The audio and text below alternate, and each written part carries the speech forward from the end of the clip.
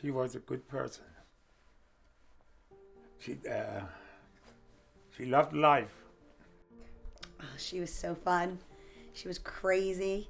She was so full of life. She was if I had to pick the one word would be rambunctious. Always did something funny and goofy. Just always fun to have her around because she was just always so happy. Never sad. Full of life, happy, caring. This is how friends and family would describe Kathleen Kampa. This is a story of one night, one life lost, and others changed for good.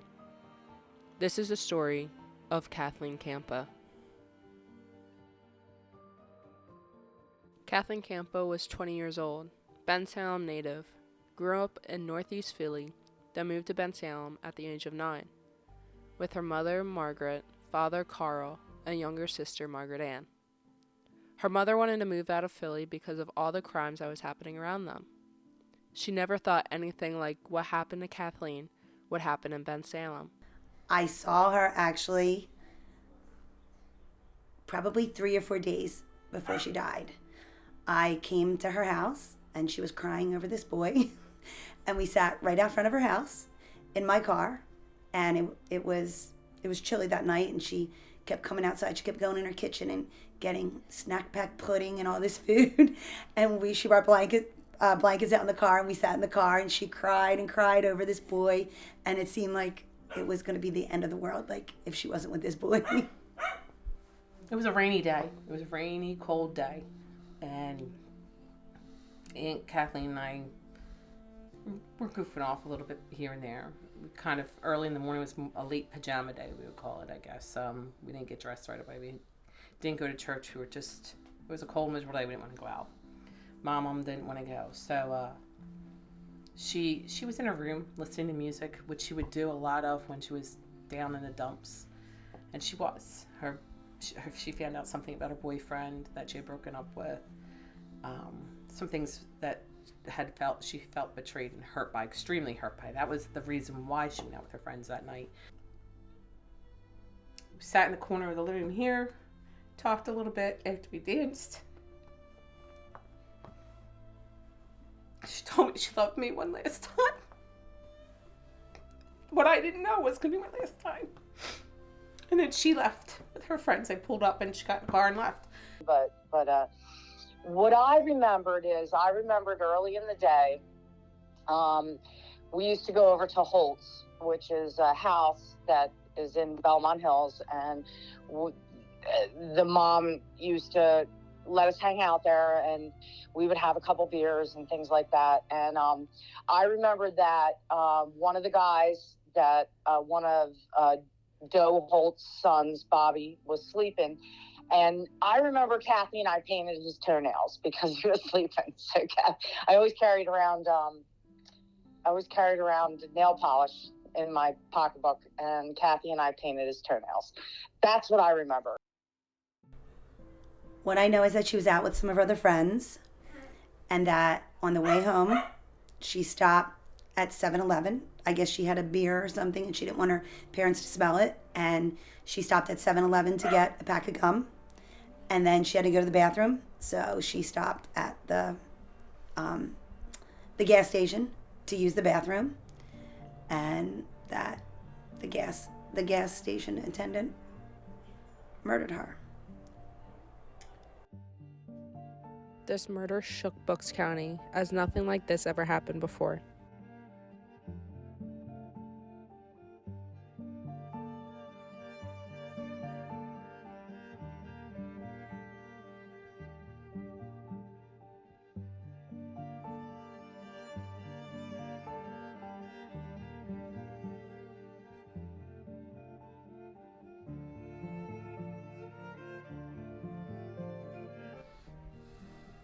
When did you notice Kathleen wasn't home?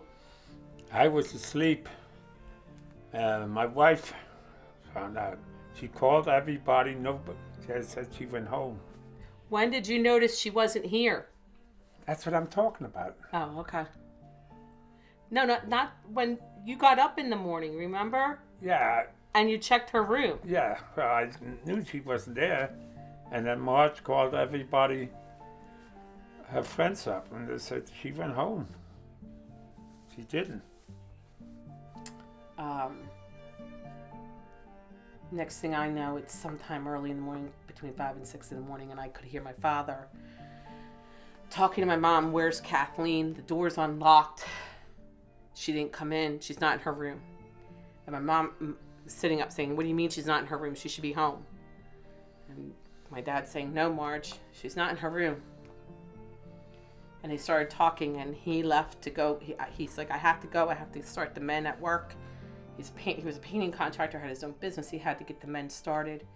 So it was a Monday at this point, Monday morning, and he left to get his guys started on their jobs and said he'd be back. And during that time, I started to get ready for school because I thought I was going in. I didn't think. And I remember thinking, what is she doing? She's got to be home. What is she doing? Then my mom had asked me to make some calls to her friends, and she made a couple calls. And everybody had said, no, she should be home. Denise didn't see her. I don't think Denise saw her. I can't remember. I don't remember the exact thing, but the first time I remember was her sister, Margaret, calling me and telling me that they thought that she was with me. Absolutely, clearly, is her mom calling me. Her mom called me in the morning and asking where she was and saying that she was driving around looking for her. And I remember standing in my kitchen, and I remember looking out the front window and seeing her mom drive down the road, because she had I want to say it was a Caddy. I want to say it was a Cadillac back then. A big beige car your grandma had. And I remember seeing her, and I remember going to work that day. And then came home. I'd said, the police are at the Texaco. And I said, what do you mean? She's like, I know it's your sister. I know it's your sister. And I said, how do you know, Mom? They could have been robbed. And my mom paid attention to news and things that happened and stories, and would always warn us girls, oh, this happened here and this happened there. You got to watch, people are doing things like this. She said something about the police were there, that I was over there checking the dumpsters because I thought, what if somebody put her in a dumpster? I said, Mommy, why would you think that? Well, she's not home. Where else would she be?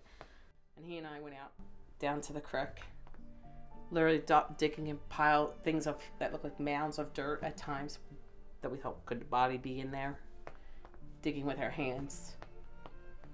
And then he said, I have to go home. I have to go to the bathroom.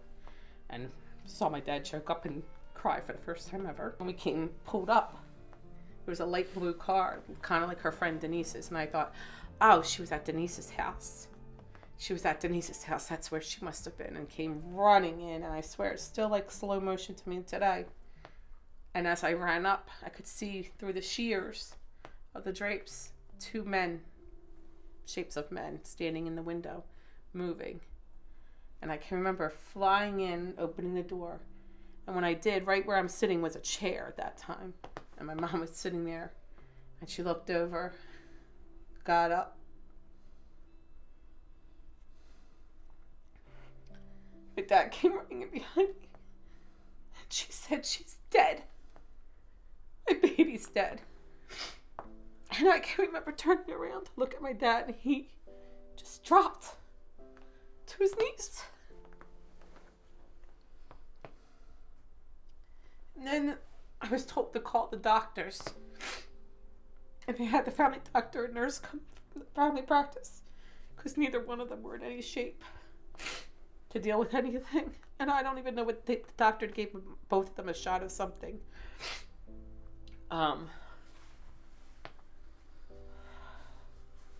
And calling me and saying, you need to come up here, and that's when they had said that they had found her.